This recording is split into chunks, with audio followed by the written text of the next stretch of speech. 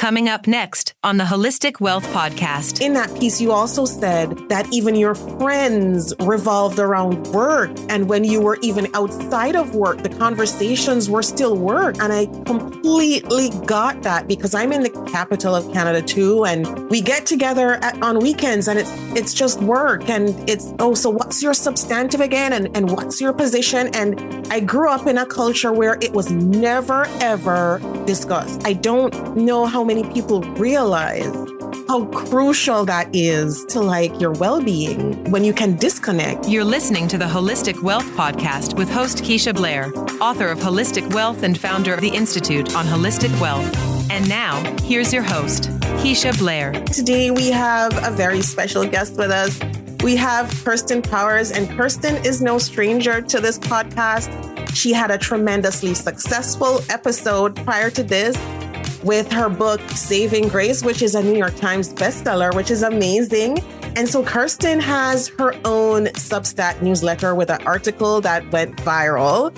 And I've invited Kirsten back to chat about that because there's some interesting themes that I think are so related to holistic wealth. So Kirsten, welcome back to the show. It's so amazing having you on the show again. Oh, good to be here. Thanks for having me again. And so I wanted to start with your Substack and that article and what the motivation was. It was very heartfelt. So many things in that article resonated with me, and I'm sure with a lot of people because of the state of the economy, the state of our lives, how we're hustling and capitalism going off the rails and all of that fun stuff, which as an economist is just up my wheelhouse. And so tell us, what was the final straw that made you say, you know what, I'm doing this?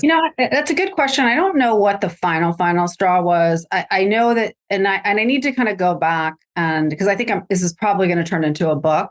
So I need to go back to really when was the first, time. And I know it was before 2016, because I say a lot of times, just so people who haven't read it, the headline was, "The way we live in the United States is not normal." And my subheadlining was, "Why we're buying land in Italy." And I actually wrote that flying back from Italy. So we had just found this land, made an offer, it was accepted, and then we were flying back. And I wrote this on the trip back because it was actually now I think maybe I wrote it because it's actually happening. I'm actually leaving, right? Right. And all the research that went into getting to that point in Italy and realizing what we're getting for the fraction of what it costs to live in the United States. And we're getting so much more, right?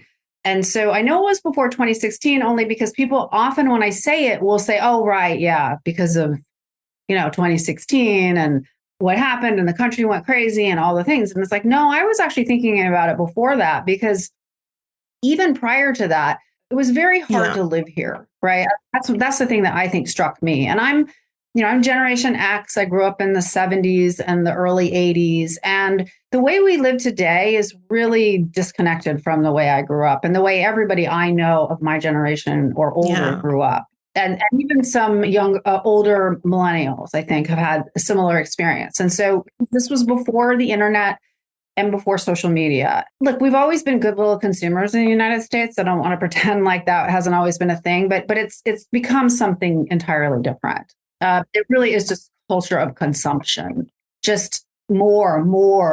It's never enough. And, working all the time and, not working through the weekends and working, and hustling and grinding and phrases that didn't exist before. It's we didn't do this. People were home on the weekends and they got home in time for dinner. And it was just, this is kind of a post mid 80s capitalism, basically, is when things start going crazy, healthcare becoming something that's bankrupting people. We're having GoFundMe campaigns for people who have health insurance, and can't cover life-saving surgery. And these kinds of things, again, they just weren't happening. And so I don't ever remember anybody thinking how am I going to pay for my surgery? Or how am I going to, get something that is fundamental to living, or even what we pay monthly for our health insurance. I mean, I don't even know, what is it? I mean, you probably know better than I do, but it's 100 times more than we were paying back then. Right? So it's college, where it used to be affordable to go to college, especially for the baby boomer generation. And then for our generation, you might have had to take out a loan, but you wouldn't have been in debt for the rest of your life.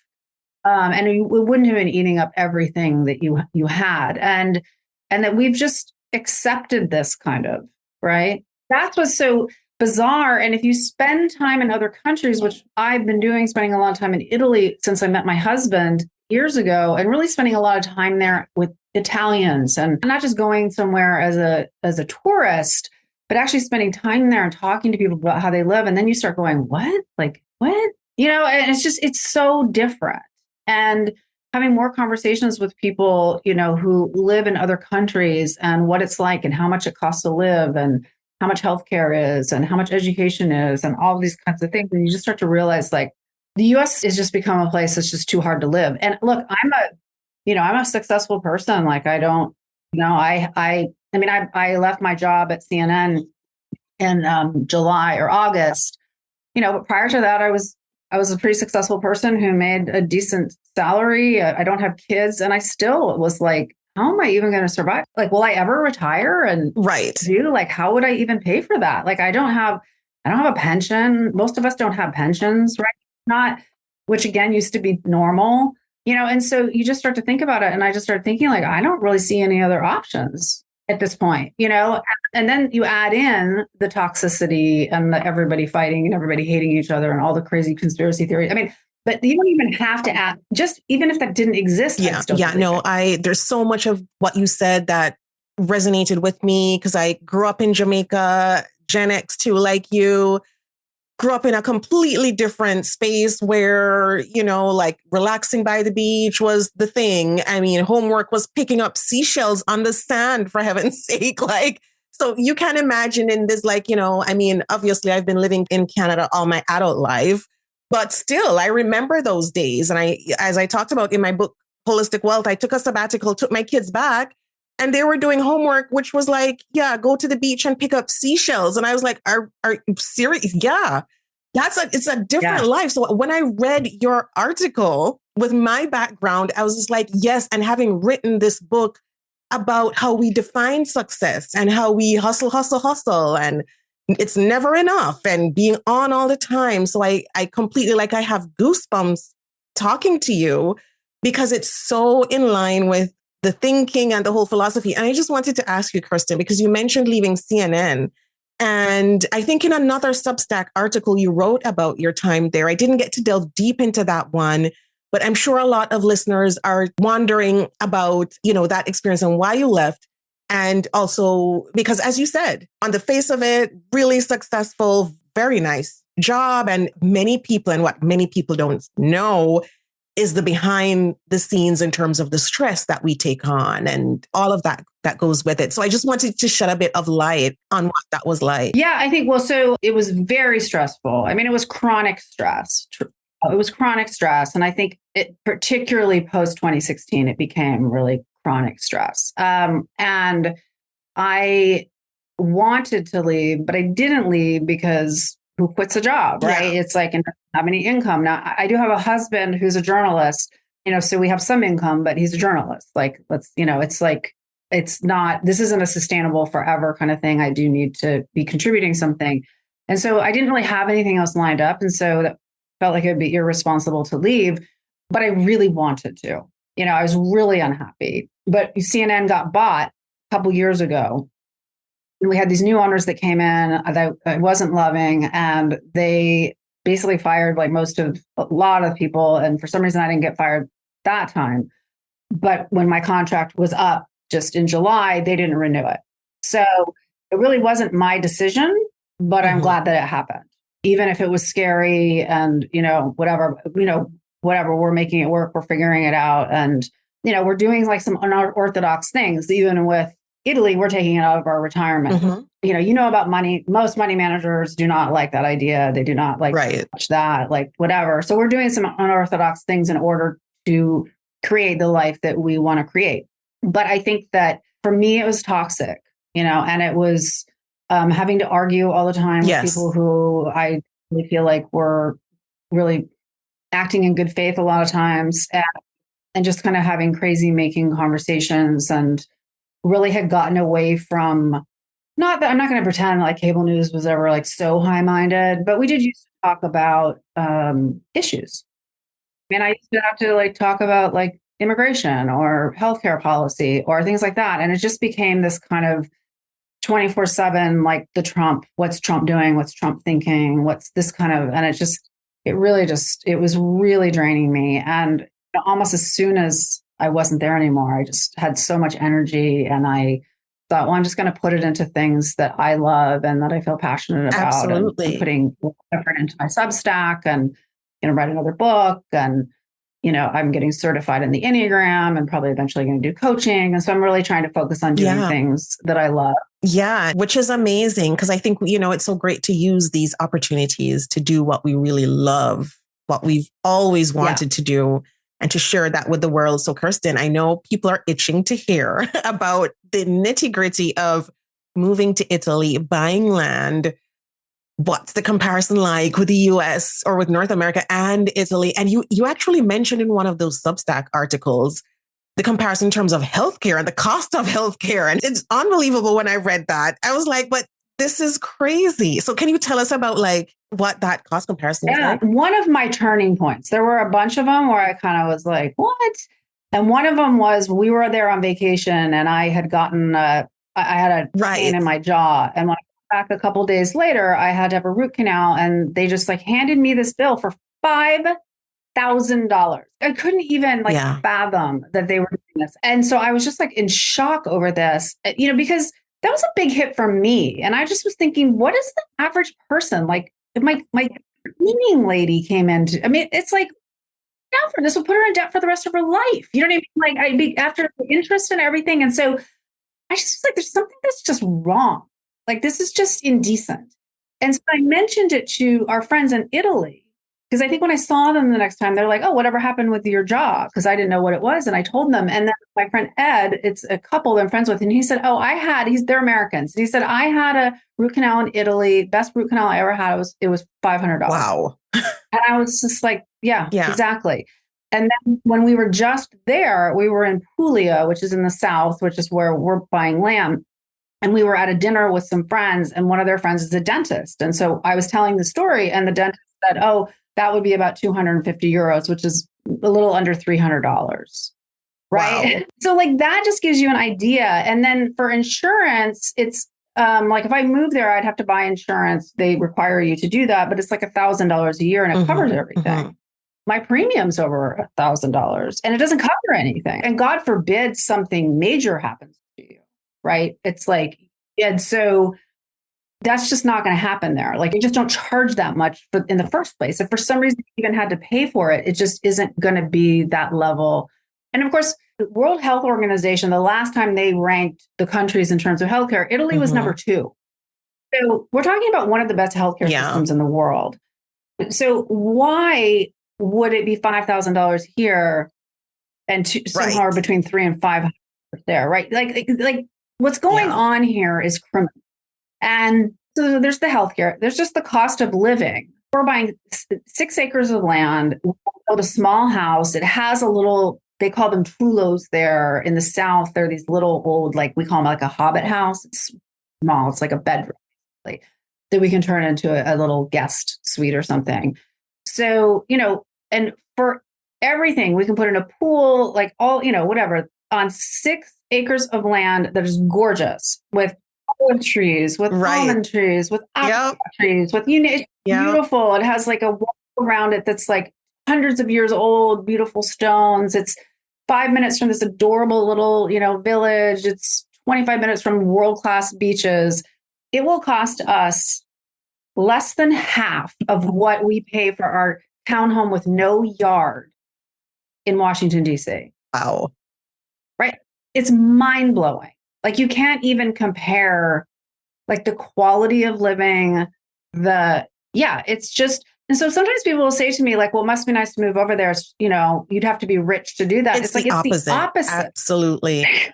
Yeah. It's like you will, and I don't even understand like when people are like, well, how would I ever afford to do that? It's like, how do you afford to live in the United States? It's so much cheaper. And Italy's not even the cheapest place. You could go to Portugal. Yeah. It's like what a lot of Americans are doing. If you can't afford to buy, you can rent, and the rents are really reasonable. Yeah, it's just something that it's just a totally different life. And then, of course, in Italy, also they have a lifestyle that is so different.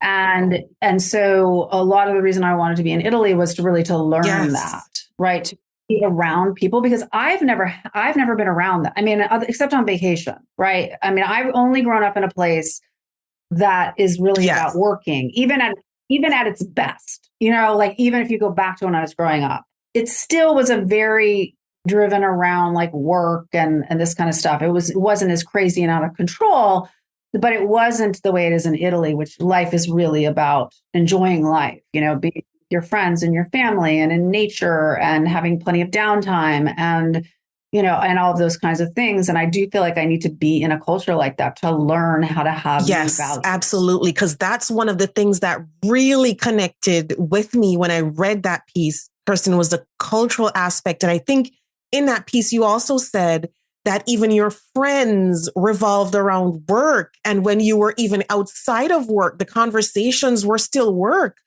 because you're in Washington, D.C. and everything is centered around that. And I completely got that because I'm in the capital of Canada too. And we get together on weekends and it's just work. And it's, so what's your substantive again? And what's your position? And I grew up in a culture where it was never, ever discussed. So when I read that, I was just like, yes, I don't know how many people realize how crucial that is to like your well-being when you can disconnect. Yeah. I mean, the other thing that's been interesting is to hear from Canadians of how they're experiencing this. And also in the UK, are having a lot of similar experiences with the kind of just hustle culture, right? And so I think that where everything is around how much are you working? What are you doing? What's the next thing you're going to do? We have such a distorted view of what is productivity, like what we think is like, I often feel like I'm not that productive. And then I like actually write down all the things I'm doing. And I'm like, this is crazy. But that's another thing. Like they wouldn't even understand that in Italy, right? I mean, this kind of productivity fetish of like more. We have to produce more. We have to do more. We have to kind of justify our existence and have to justify it to other people who are asking us, like, what are you doing? What's your next thing? I mean, I feel like the other thing I was talking about is that the whole problem of even having trouble getting together with friends because everybody's so busy that like it's, you're trying to like match your calendars and then people are so overtired. And it's just the thing I kind of put my finger on was what we don't have is unscheduled time together. It's like now everything's scheduled like a meeting. Yeah. Right. And so you're scheduling out brunch months in advance, and then the day comes and you're like, this isn't even really what I want to do. Whereas things used to be much more unscheduled. It was just, you get together with somebody or, we'd call each other. Like it wasn't texting, it wasn't scheduling a phone call. It's like, you just literally pick up the phone and people would answer the phone, and then you just talk and you'd have a conversation. And it was, so I think we felt more connected. Absolutely. Whereas scheduling a meeting with your friend and getting together and then like, sort of vomiting out what's going on in your life and then they vomit out what's going on in their life and you leave and you see each other a couple of months. That's not really connected. That's true. And so I think it's much more, there's just a lot more spaciousness and time. And especially in Puglia, which is in the South, and it's always been kind of a poorer region. It's sort of come into its own, I think, in the last, I don't know how many years. And so it definitely really does not have none of that has gotten there. Like some people who have lived in Milan says it's a little bit in Milan, nothing like the United States, but it's just a different kind of mentality. They're farmers. They're it's a lot of olive oil, where olive oil comes from in Italy. So a lot of farmers, and it's just a very, very different mentality. And that's something we've noticed before. We go a lot to northern Italy, which my husband loves, and it's wine country. We go to get coffee in the morning and there's always all the winemakers are all sitting there having coffee every morning. They get together and they have coffee and they have all known each other since they were babies, and then they go out and they farm all day. And then at the end of the day, they get together and they have a glass of wine and they, and they may only do it for 20 minutes or whatever, but there just really is this sense of like connection and community. I guess people in small towns in America probably still experience, I don't know, but I've only lived in cities, like I've only lived in New York or DC in my adult life. And I don't want to live in a small town in America. So it's nothing against small towns in America. It's just not what I want. You know what I mean? And so you can go to Italy and be in places that would be considered small or small cities, but they have so much that I want in terms of culture and restaurants and art and all of those things, but also operate in a slower way. Yeah. Yeah. You know what I mean? Like where people actually do have community and do have, like, if you took that same city and put it in the United States, everyone would be exhausted and have no.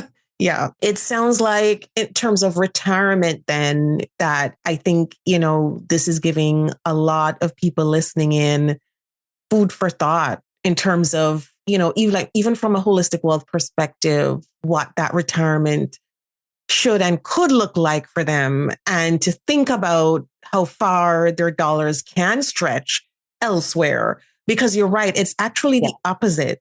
And it's the same in Canada, where our cost of living has skyrocketed. Student loans are off the charts. I mean, my son just started university in September, Kirsten, and the cost for a 4-year honors degree, minimum $50,000. And that's not including residence, food, transportation. And I started saving for him. I think we were chatting, and I started saving for him since I was, pregnant with him. And it will still need topping up. So that's to show you where we're at right now. And as you said, there's no real, it's not being this, we've just taken it as like, and that's one child, and that's just an undergrad. He's going on to law school after this. So that's not it for him. It's unbelievable what our cost of living looks like right now. Yeah. Whereas in Italy, you don't pay anything, I don't think. Or if you do, it's very minimal. And most of them live at home. They go to, there's a school nearby and they go to that school, and it's a very different kind of, mentality. I just read a book about Denmark, and not only is it free, but they actually pay you to go to school.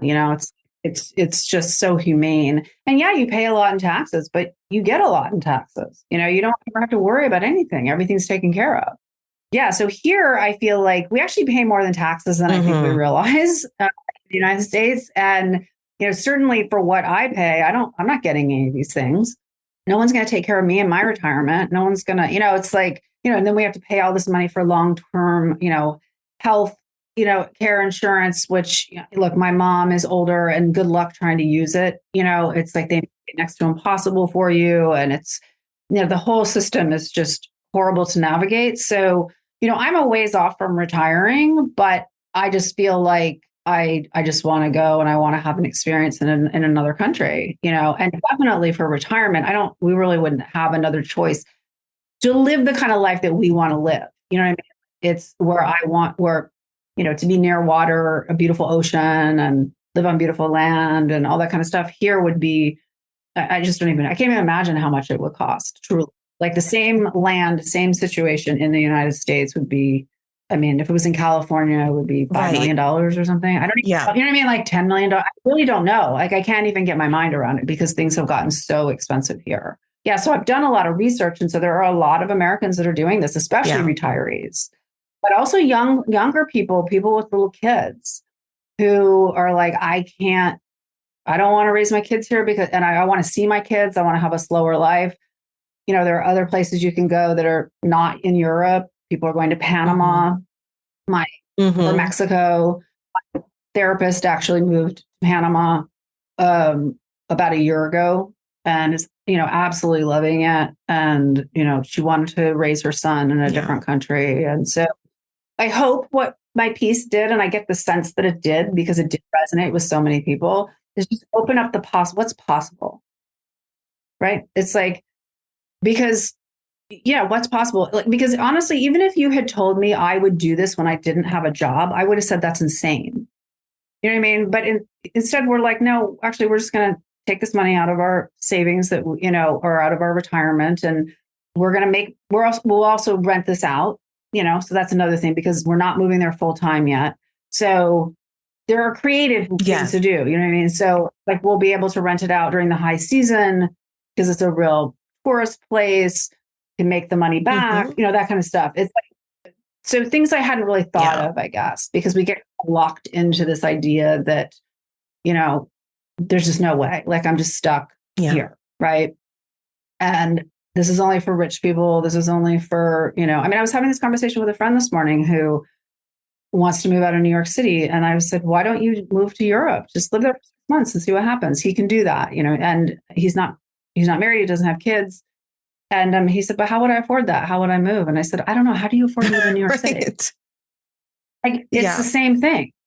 Literally like a plane ticket, which you can probably get with the miles off of your credit card. You know what I mean? Like, it's just, you're going to rent a, it's the same thing.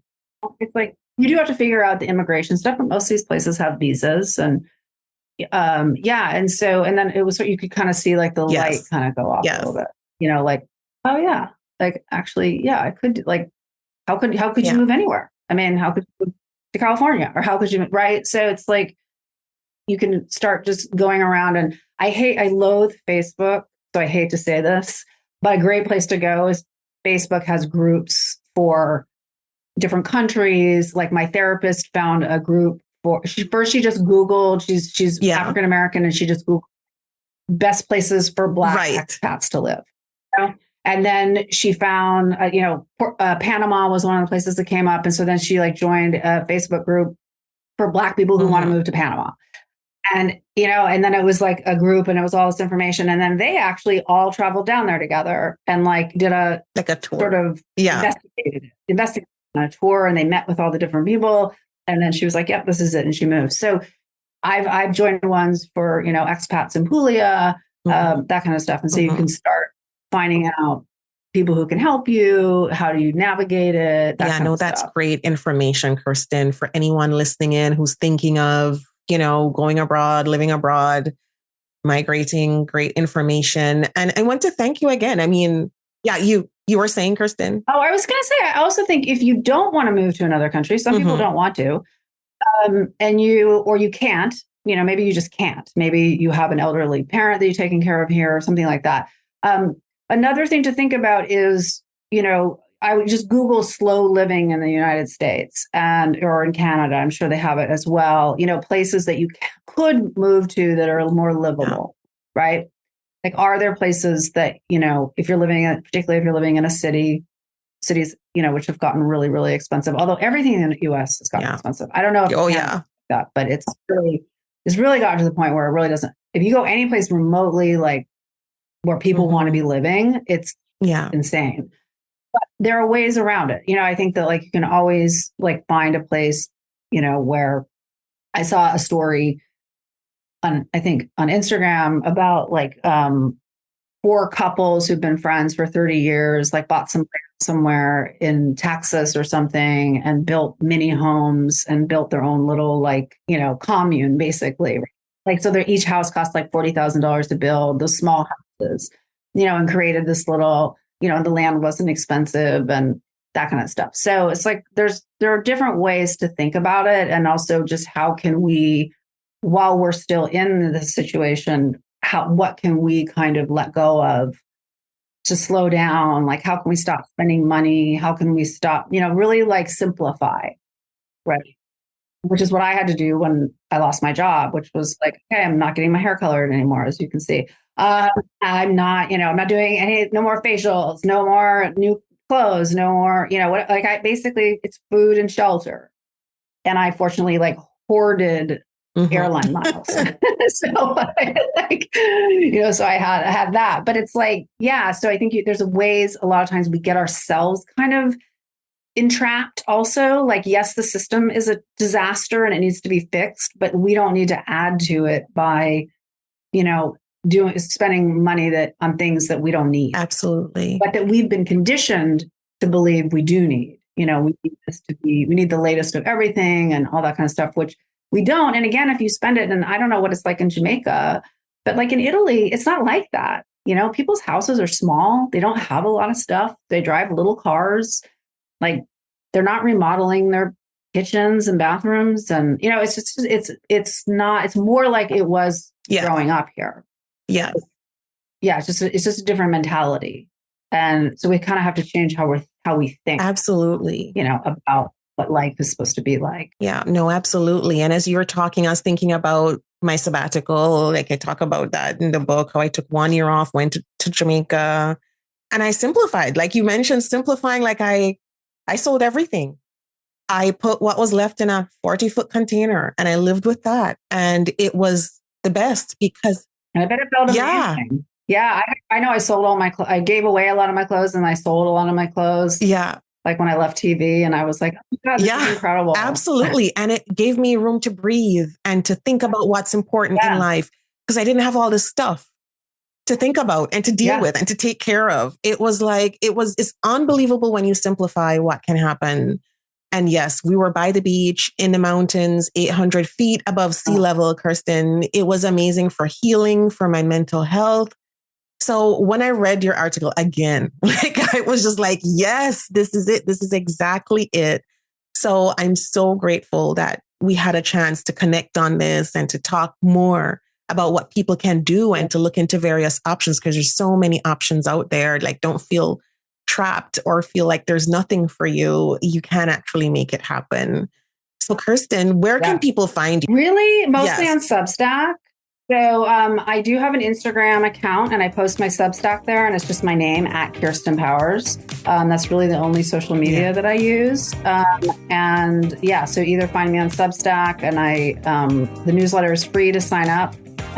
There is some paid content, but a lot of it is free and that's where I'm doing my writing and I'm going to start doing interviews, also, some video interviews and things like that. So, okay, awesome. This was great. Again, thank you so much, Kirsten. This was amazing. Thank you. It was so fun talking to you. Absolutely. The Holistic Wealth Podcast with Keisha Blair is brought to you by. Have you joined the Institute on Holistic Wealth? If you haven't already, what are you waiting for? Choose your membership plan at the Institute on Holistic Wealth/memberships to join. As a member, you'll get access to free worksheets, advice, coaching, and an intentional design workshop. As you start to live a more holistically wealthy lifestyle, you'll want to stay for a very long time. So go to Institute on Holistic Wealth/memberships to join. If you haven't read the book yet, pick up a copy of the award-winning best-selling Holistic Wealth 36 Life Lessons to help you recover from disruption, find your life purpose, and achieve financial freedom.